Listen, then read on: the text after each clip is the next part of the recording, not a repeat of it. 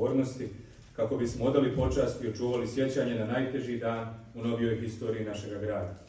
U nedjelju 25. maja 2025. godine navršava se 30 godina od zločina na Tuzlanskoj kapiji, mjestu mladosti, susreta, slobode, koje je u jednom tragičnom trenutku pretvoreno u simbol boli, tuge i gubitka.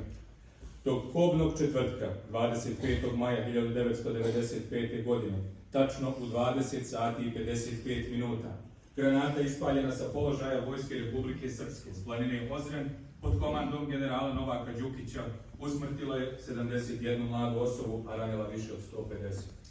Prosječna dob žrtava bila je samo 23 godine. Taj napad dogodio se u samom centru Tuzle, tada proglašenom sigurnom zonom Ujedinjenih nacija.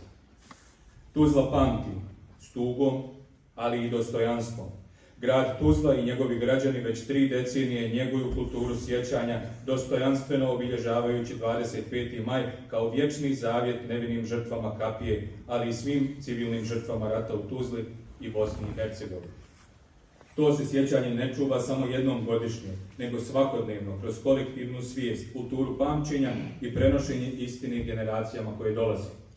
U okviru obilježavanja 30. godišnjice zločina pripremljen je dokumentarni film Kapija, zakletva tuzlanskoj mladosti, autorski projekat Azrika Lesić u produkciji RTV7 Tuzla, nastao s ciljem očuvanja sjećanja na žrtve kapije. Film kroz autentične arhivske audio i video zapise Radio Tuzle i TV Tuzle vraća nas u noć kad je grad zanijemio, ali i pokazao svu svoju humanost i snagu.